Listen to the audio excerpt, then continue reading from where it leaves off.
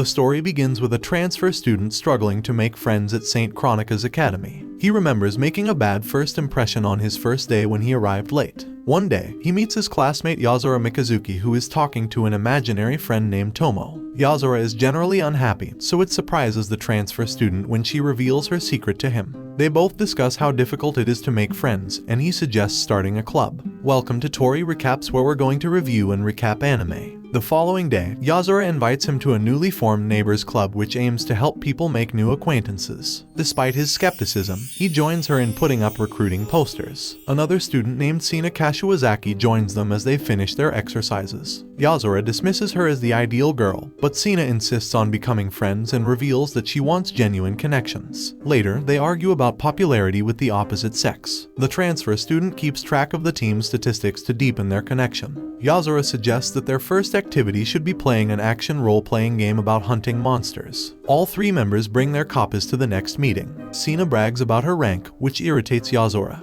They frequently get in each other's way, causing them to fail. Later, Sena sets up a TV and gaming console in the club room to play a gal game, which she thinks is better than a monster hunting game. Yozora and Sena pick the most unfavorable reaction to Akari, a pink-haired heroine, as they go through the game, leaving the transfer student in doubt. Sena's development with Yukiko, a blonde-haired heroine, is harmed as the game progresses, leading to a tragic finish for her. However, Sena has a change of heart towards Akari the following day. After completing all the game's courses, she gives the game to the transfer student and tells him that he must play and learn from the females. Later that night, the transfer student's younger sister becomes jealous of him spending more time with the neighbors club than with her. The following day, while watching Sena play another game, the transfer student overhears his sister's remarks. A green-haired heroine named Natsume appears in Sena's game and asks the transfer student to teach her how to swim since she has never learned before. He accepts and instructs her in swimming at a water park.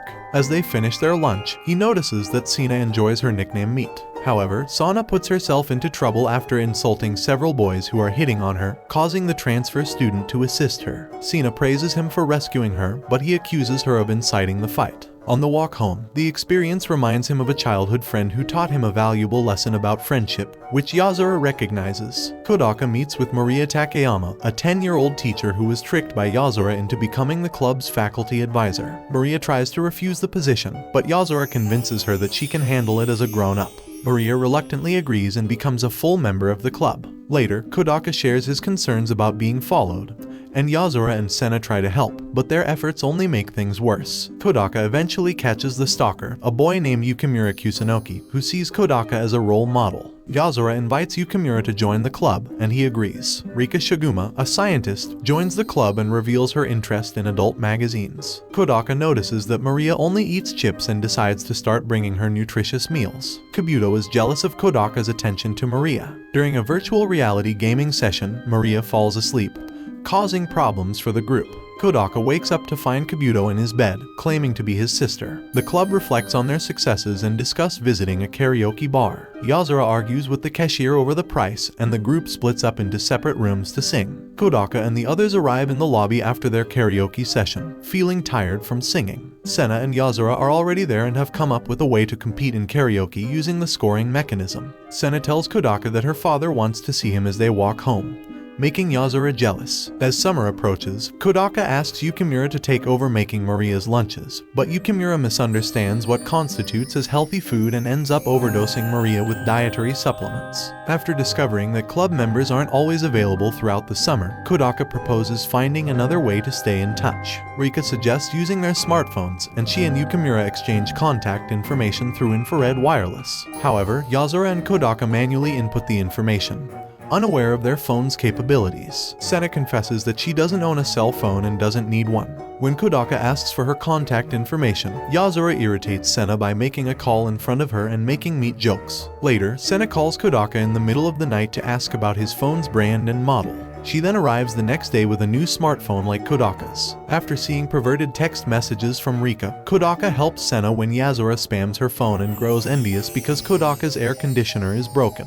Kobato dresses appropriately for the weather and follows Kodaka to the clubroom, where she struggles with Maria referring to Kodaka as her big brother, causing Kobato to bite Maria in anger. Sena befriends Kobato and invites everyone to go to the pool after losing another gal game, unintentionally revealing she went there alone with Kodaka before. Kodaka clarifies the situation by inviting the whole club to the pool due to a half-price deal. Club members find the pool crowded on their way there, and Yozora and Rika leave early. Kodaka decides to chase after them but sees them leave on the shuttle bus. The rest of the club goes home, and Yozora reminds everyone to wear swimsuits for the club's events that day. At the beach house, Yozora wears a bikini and a horse mask, and Sena offers Yozora her own beach home as a training camp. Sena invites Kodaka and Kobato to meet her father, Pegasus Kashiwazaki, and his butler, Stellar Redfield, over dinner. Pegasus criticizes Kodaka's father, Hayato Heisugawa, during the meal, but Kodaka tries to persuade Pegasus otherwise. Since they miss the final bus home, Pegasus provides Kodaka and Kobato with accommodations for the night and gives Kodaka a drink while Sena takes Kobato for a bath. After reminiscing about past drinking conversations with Hayato, Pegasus becomes intoxicated and falls asleep in Kodaka's bed. The next day, Kodaka cannot recall the events of the night before. The neighbors' club goes to Sena's beach home, but their attempt at making a beach call fails. Maria and Yukimura ask for Kodaka's assistance in applying sunscreen to Kobato, while Rika imagines Yukimura applying sunscreen to Kodaka. Yozora accidentally exposes herself while putting sunscreen on Sena's foot, causing Sena to pull her away. Later, Kodaka cooks dinner using items from a local market and listens to Yozora's sad story in home economics class. The group decides to tell horror stories, but they end up being humorous except for Yozora's tale of a haunted school.